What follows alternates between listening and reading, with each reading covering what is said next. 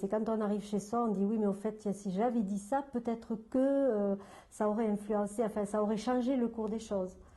Et donc, je pense que quand on arrive chez soi, je crois que tous les jurés doivent revoir la tête de l'accusé devant soi. Parce que moi, certaines affaires m'ont presque empêché de dormir. Parce que j'étais pas trop d'accord avec la majorité, disons. Il est vrai qu'on peut, sur certains procès un peu difficiles, douter. Et là, c'est vrai que c'est un peu difficile.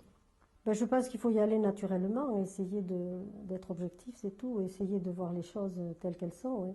Je crois qu'il ne faut pas chercher de complications dans ces choses-là, on y va. Bon, c'est vrai qu'on a une petite appréhension quand on arrive, mais surtout la première affaire. En une demi-journée de début de session, on connaît le déroulement, la façon dont va se dérouler l'audience, qui intervient, mais après, le jugement que l'on porte sur une affaire est juste, c'est en soi-même que l'on va chercher la façon d'appréhender, de comprendre ce qui se raconte, et donc il n'y a pas besoin d'avoir une expérience particulière dans le domaine de la justice ou d'avoir suivi de longues formations pour être apte à être juré.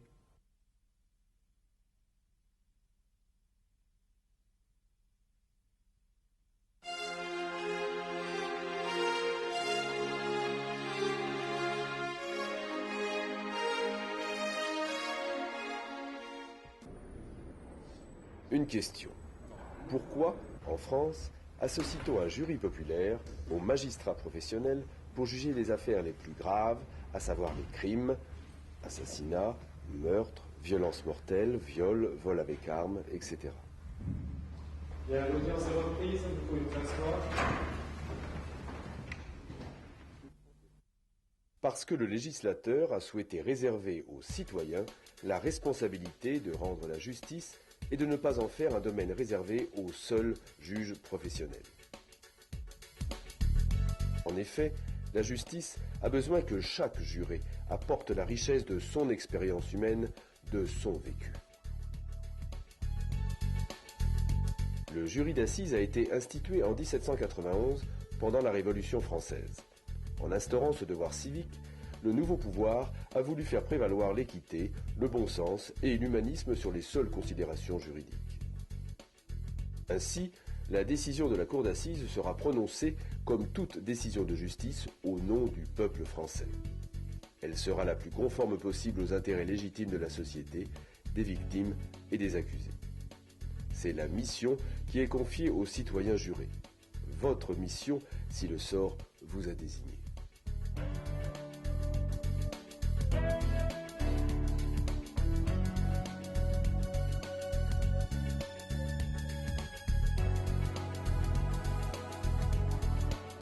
Si vous êtes désigné, vous serez appelé à apporter à l'œuvre de justice une double contribution. D'une part, examiner et analyser les faits reprochés à l'accusé. Car pour juger, il faut savoir le plus précisément possible ce que la personne a fait et ce qu'elle n'a pas fait.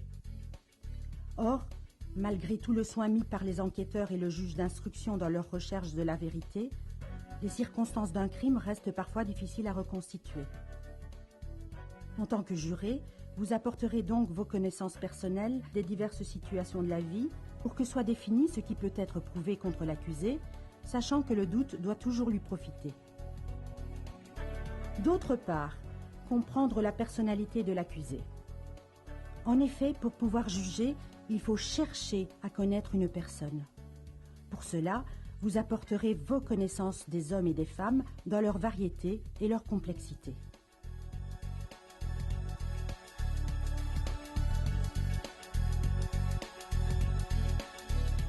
Pour être juré, il faut être français, inscrit sur les listes électorales et avoir plus de 23 ans. En tant que citoyen, vous ne pouvez pas refuser d'être juré et vous êtes tenu de remplir vos fonctions. Personne, pas même votre employeur, ne peut vous en empêcher. Seul un motif grave et justifié peut vous en dispenser. Tous les ans, les jurés sont tirés au sort dans chaque département à partir des listes électorales. Avant chaque session, une liste de 40 jurés et de 12 jurés suppléants est à nouveau tirée au sort. Ces jurés, dûment avisés, doivent se présenter à la cour d'assises le premier jour de la session. Ils reviennent au début de chaque affaire pour que soit constitué par nouveau tirage au sort le jury définitif qui jugera cette affaire. La cour d'assises est chargée de juger les crimes. Il y en a une par département.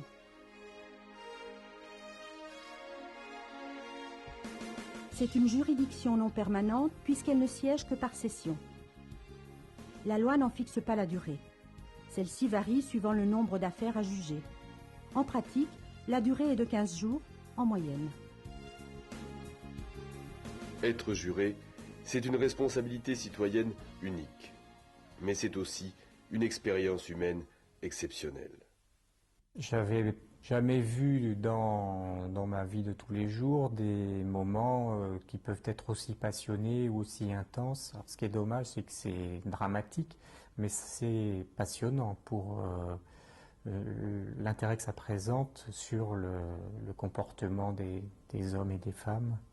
On s'aperçoit que, suivant ce que dit ce que disent les témoins, ce que disent les psychiatres, les psychologues, les gens qui viennent à la barre, on peut changer d'avis. On peut changer d'avis, en plus ou en moins, bien sûr. On peut peut-être dire, oui, j'ai quand même été très sévère, il a quand même des circonstances qu'on n'avait vraiment pas vues quand on voit l'affaire. C'est ce qui se produit quand on lit une affaire sur les journaux.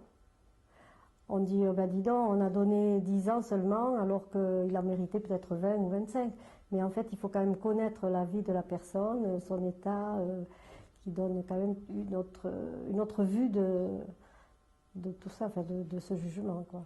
Et quand on est passé par là, après, on a les yeux ouverts. Et on écoute. Beaucoup.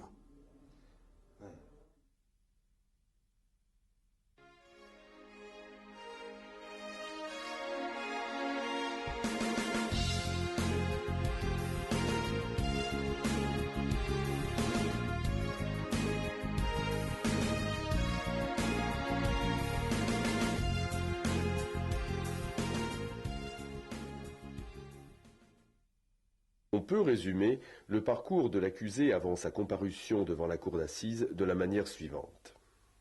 Généralement, le futur accusé a été interpellé par la police ou la gendarmerie, puis gardé à vue pendant un maximum de 48 heures.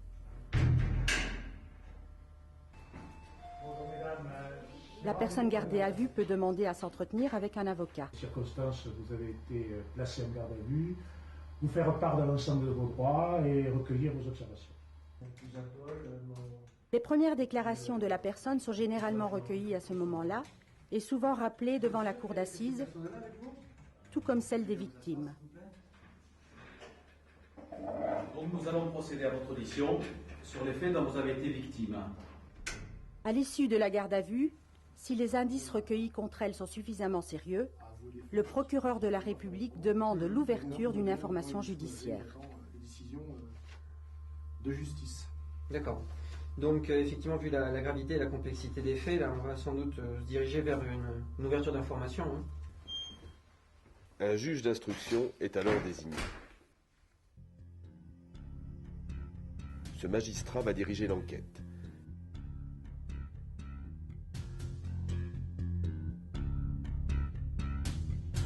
Il va conduire toutes les recherches en vue de la manifestation de la vérité.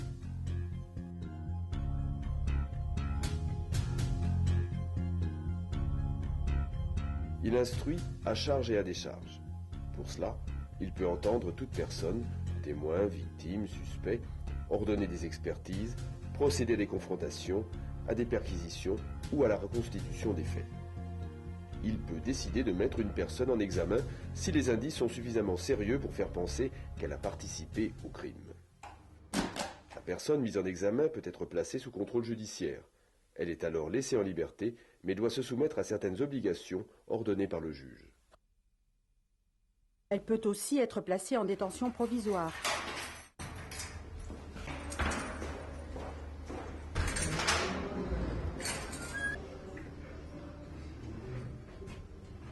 La décision est prise par le juge des libertés et de la détention, un juge distinct du juge d'instruction.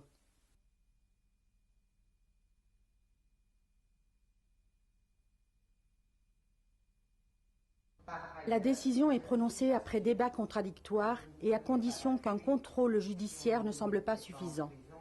Par exemple, pour préserver des preuves ou éviter que le mis en examen n'échappe à la justice. À l'issue des investigations, le juge d'instruction apprécie les charges. S'il estime qu'elles sont insuffisantes, il rend une ordonnance de non-lieu. Les poursuites judiciaires sont alors abandonnées. Si, au contraire, il estime qu'elles sont suffisantes, il rend une ordonnance de mise en accusation. Par cette décision, la personne est renvoyée devant la cour d'assises. Cette décision expose les faits reprochés à l'accusé. Il peut la contester en faisant appel devant la chambre de l'instruction. Lorsque la décision de mise en accusation est définitive, la personne mise en examen devient l'accusé. Elle reste, ne l'oublions pas, présumée innocente jusqu'au terme de son procès. La loi impose une dernière formalité. Le président de la cour d'assises doit rencontrer l'accusé pour s'assurer qu'il a connaissance de l'accusation portée contre lui et que sa défense est assurée. En effet, devant la cour d'assises, nul ne peut être jugé sans être assisté par un avocat. Est-ce que vous avez des difficultés particulières qui justifieraient des mesures spéciales pour l'audience ?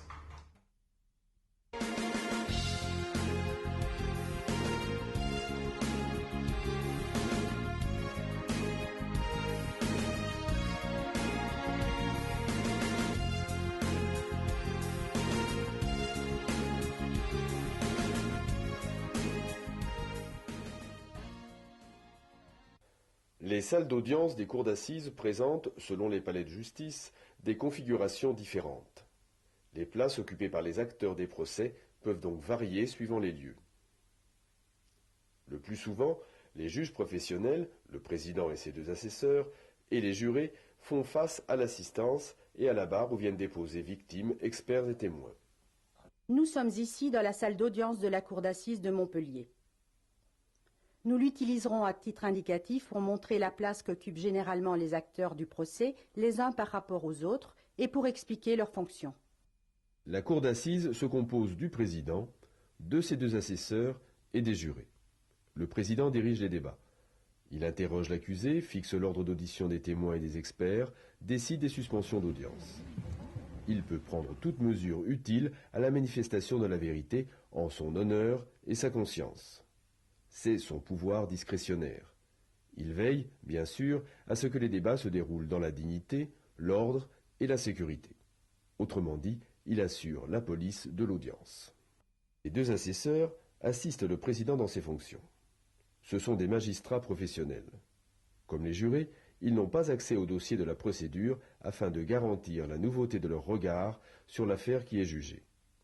À l'issue des débats, le président et ses assesseurs participent aux délibérés et au vote au même titre que les jurés.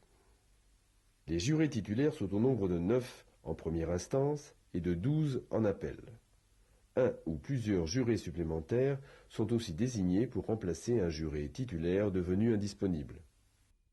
Les jurés ont des droits et des devoirs. Le droit à l'information, le droit de poser des questions au cours des débats, à condition de demander la parole au président ou de lui faire passer ses questions par écrit. Le droit de prendre des notes, ce qui est même recommandé. Chaque juré peut les emmener en délibéré et ainsi rassembler ses idées. Ces droits sont liés au devoir d'attention, au devoir d'impartialité et à l'interdiction de manifester son opinion. Il est aussi, bien sûr, interdit aux jurés de communiquer sur l'affaire avec d'autres personnes que les magistrats de la Cour et les autres jurés. Ils doivent respecter le secret des délibérations. Le greffier est un fonctionnaire de justice qui assiste les juges et qui est chargé d'authentifier et de mettre en forme les actes judiciaires. Il lit la décision de mise en accusation dès l'ouverture des débats. Le greffier rédige également le procès-verbal d'audience sous le contrôle du président.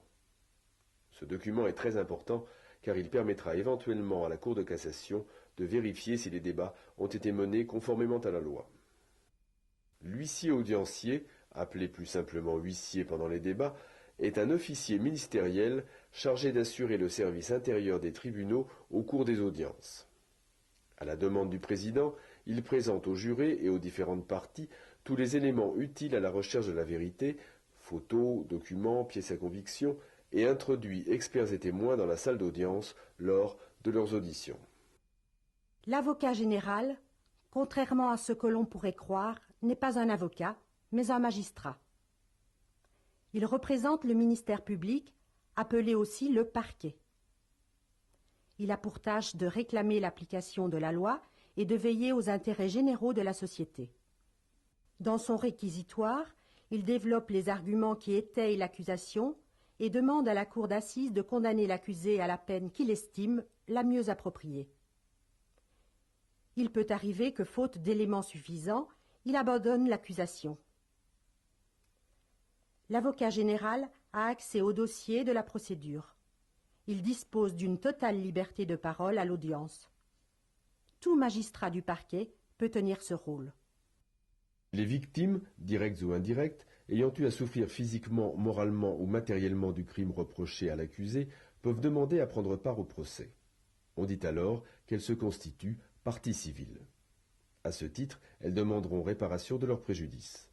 Les parties civiles peuvent être des personnes physiques ou des personnes morales, sociétés, associations, syndicats ou autres. Elles peuvent être assistées par un ou plusieurs avocats. Le ou les avocats de la défense assistent l'accusé dans l'exercice de ses droits et notamment le droit à un procès équitable. L'avocat de la défense développe des arguments de fait et de droit en faveur de son client. Les experts sont des spécialistes, médecins, psychologues, psychiatres, experts de la police technique et scientifique ou autres, qui viennent déposer sous serment devant la cour d'assises. Ils apportent à la cour leurs compétences scientifiques ou techniques dans des domaines tels que la balistique, les empreintes génétiques ou la cause précise d'une blessure ou d'un décès. Il y a toujours des expertises sur la personnalité de l'accusé.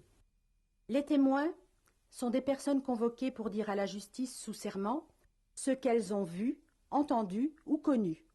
Les témoins déposent aussi bien sur des faits que sur la personnalité de l'accusé. Ils sont cités par le parquet, la défense et les parties civiles. Leur nombre n'est pas limité. Les témoins n'assistent pas au débat avant d'avoir été appelés à la barre. Ils sont consignés dans une salle d'attente avec interdiction de parler de l'affaire en cours. Après leur déposition, ils peuvent rester dans la salle d'audience ou quitter le palais de justice, sauf avis contraire du président. Certains témoins peuvent également être entendus sans prêter serment. C'est le cas notamment des mineurs de moins de 16 ans ou encore de la proche famille de l'accusé. En vertu de son pouvoir discrétionnaire, le président peut aussi demander à toute autre personne de venir déposer. Tout accusé comparaît libre à l'audience. Néanmoins, s'il est en détention provisoire, un service d'ordre s'assure de sa personne. Les débats sont publics, sauf lorsque la cour d'assises siège à huis clos ou lorsqu'elle juge un mineur en publicité restreinte. Le public n'a pas le droit de troubler la sérénité des débats sous peine d'expulsion.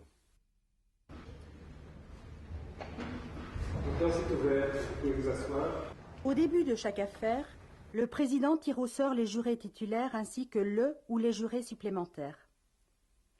Comme les jurés titulaires, ces jurés supplémentaires prêtent serment. Ils assistent au débat, mais ne participent pas au délibéré. Ils se tiennent cependant à la disposition de la Cour jusqu'à l'énoncé de la décision en audience publique. Au fur et à mesure que le président cite les noms des jurés sortis de l'urne, l'accusé ou son avocat, puis l'avocat général, peuvent en récuser, c'est-à-dire refuser que certaines personnes fassent partie du jury. La défense peut en récuser 5 et le ministère public 4. En appel, la défense peut en récuser 6 et le ministère public 5. Être récusé n'est jamais un déshonneur. Au terme de la loi, la défense et le ministère public n'ont pas à donner les raisons pour lesquelles ils ont récusé un juré. On peut penser que les récusations interviennent lorsque celui qui les exerce estime que le juré concerné est susceptible d'être trop sensible à certains aspects du procès en raison de son sexe, de son âge, de sa profession ou du lieu où il vit. À l'appel de leur nom, Et sauf récusation, les jurés titulaires et les jurés supplémentaires viennent se placer de part et d'autre des magistrats professionnels. Le jury est définitivement constitué dès l'instant où, après d'éventuelles récusations, le nombre de jurés nécessaire est atteint. Le président lit le serment qui engage les jurés. Vous jurez et promettez d'examiner avec l'attention la plus scrupuleuse les charges qui seront portées contre l'accusé, de ne trahir ni les intérêts de l'accusé, ni ceux de la société qui l'accuse, ni ceux de la victime, de ne communiquer avec personne jusqu'après votre déclaration, de n'écouter ni la haine ou la méchanceté, ni la crainte ou l'affection, de vous rappeler que l'accusé est présumé innocent et que le doute doit lui profiter, de vous décider d'après les charges et les moyens de défense, suivant votre conscience et votre intime conviction, avec l'impartialité et la fermeté qui conviennent à un homme probe et libre, et de conserver le secret des délibérations, même après la cessation de vos fonctions.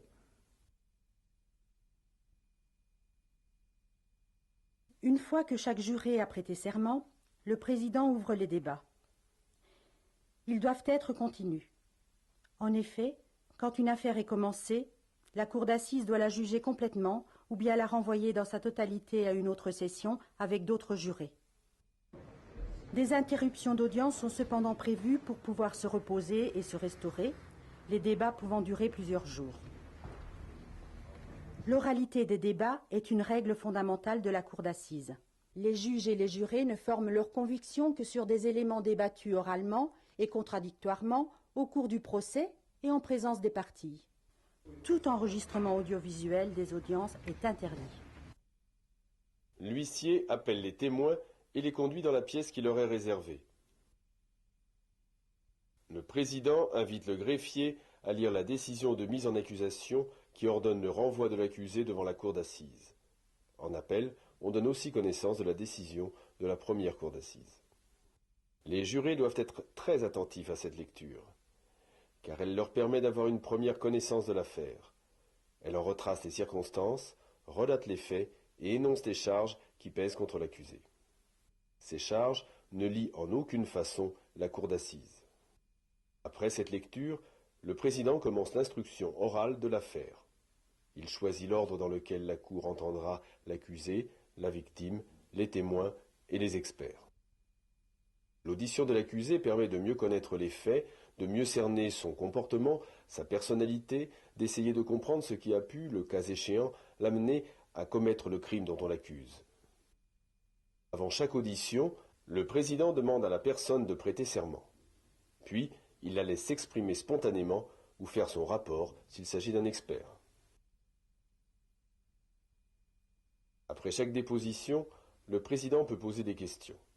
Les assesseurs et les jurés peuvent également poser des questions après avoir demandé la parole au président ou lui avoir communiqué une question écrite. L'avocat général et les avocats de l'accusé et des parties civiles peuvent également poser des questions. Cette phase d'instruction à l'audience peut durer plusieurs heures, éventuellement plusieurs jours. Pendant et entre les auditions, le président peut demander que soient présentées à la cour, au jury et aux parties des pièces à conviction telles que, par exemple, photos, armes ou vêtements pouvant servir à la manifestation de la vérité. Après les auditions et les interrogatoires, vient la phase des plaidoiries et du réquisitoire. Les avocats des parties civiles plaident les premiers. Vient ensuite le réquisitoire de l'avocat général, puis la plaidoirie du ou des avocats de la défense. Au cours des plaidoiries et du réquisitoire, chaque professionnel apporte son analyse de l'affaire et s'emploie à convaincre la cour et le jury du bien fondé de ses arguments. Après la plaidoirie de l'avocat de la défense, le président doit donner la parole à l'accusé. Le président déclare ensuite les débats terminés. Il donne lecture des questions auxquelles la cour d'assises doit répondre. Ces questions reprennent très précisément les termes de la loi. Par exemple, s'il s'agit d'un meurtre, défini par la loi comme le fait de donner volontairement la mort à autrui, la cour d'assises devra répondre à la question suivante. L'accusé est-il coupable d'avoir, à tel endroit et à telle date, volontairement donné la mort à la victime? Les questions découlent de la décision de mise en accusation, mais aussi des éléments nouveaux qui ont pu apparaître au cours de l'audience. Le président adresse alors au juré l'avertissement suivant. La loi ne demande pas compte aux juges des moyens par lesquels ils se sont convaincus, elle ne leur prescrit pas de règles desquelles ils doivent faire particulièrement dépendre la plénitude et la suffisance d'une preuve. Elle leur prescrit de s'interroger eux-mêmes, dans le silence et le recueillement, et de chercher, dans la sincérité de leur conscience, quelle impression ont faite sur leur raison les preuves rapportées contre l'accusé et les moyens de sa défense. La loi ne leur fait que cette seule question qui renferme toute la mesure de leur devoir. Avez-vous une intime conviction?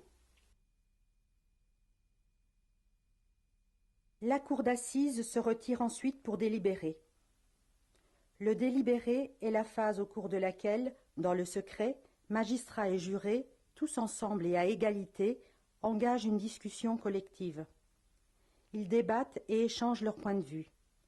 Le moment venu, ils votent. Le délibéré porte d'abord sur l'innocence ou la culpabilité de l'accusé, puis, si la culpabilité est retenue, sur la peine. Dans ce dernier cas, il y a en quelque sorte deux délibérations.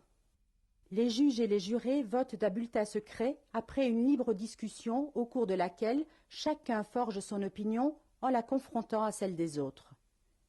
Le président ne fait intervenir les votes que lorsque chacun a pu s'exprimer. Un vote de juré égale un vote de magistrat. En ce qui concerne la culpabilité, les réponses aux questions posées se font par oui ou par non.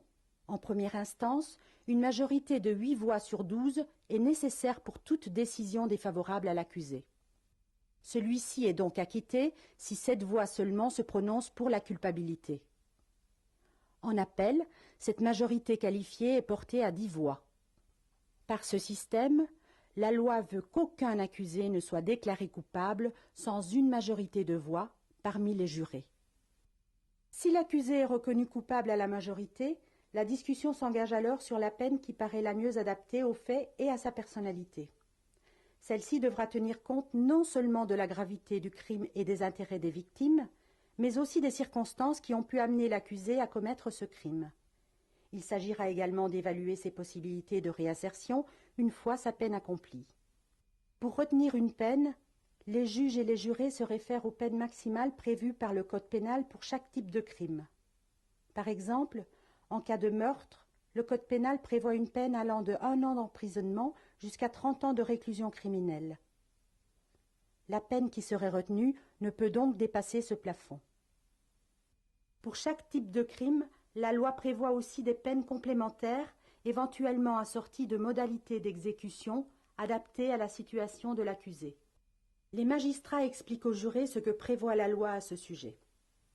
Lors du vote, il faut que 7 voix au moins se réunissent en première instance et 8 en appel sur la même durée de peine pour que cette peine soit retenue. Mais la condamnation à la peine maximale prévue par la loi ne peut résulter que d'une majorité de 8 voix en première instance et de 10 voix en appel. Si lors des 2 premiers tours de scrutin, aucune peine n'a recueilli la majorité des votes, on procède à un 3e tour. La peine la plus forte proposée au suffrage précédent doit alors être écartée. Ce processus se renouvellera jusqu'au moment où une majorité se dégagera enfin sur une peine. Une fois la décision d'acquittement ou de condamnation acquise, le président et le premier juré signent la feuille mentionnant les réponses aux questions posées et la condamnation éventuelle. Les bulletins de vote sont détruits. Après le délibéré, l'audience reprend publiquement. La cour et les jurés retournent alors dans la salle d'audience. Le président donne lecture des réponses faites aux questions et prononce l'arrêt d'acquittement ou de condamnation. Si l'accusé est acquitté en première instance, le procureur général a la possibilité de faire appel. Dans ce cas, la personne acquittée sera jugée plus tard par une autre cour d'assises. Si l'accusé est acquitté en appel, il est définitivement reconnu innocent. Il ne pourra plus être poursuivi pour les mêmes faits. En cas de condamnation, le président informe le condamné qu'il a le droit d'exercer un recours et lui fait connaître les délais dont il dispose. Ces recours sont l'appel devant une nouvelle cour d'assises pour les décisions de condamnation rendues en première instance, le pourvoi en cassation pour les décisions rendues par les cours d'assises d'appel. Les demandes de dommages et intérêts, éventuellement réclamées par la partie civile, font l'objet d'une audience distincte. Il s'agit d'une audience civile à laquelle les jurés ne participent pas.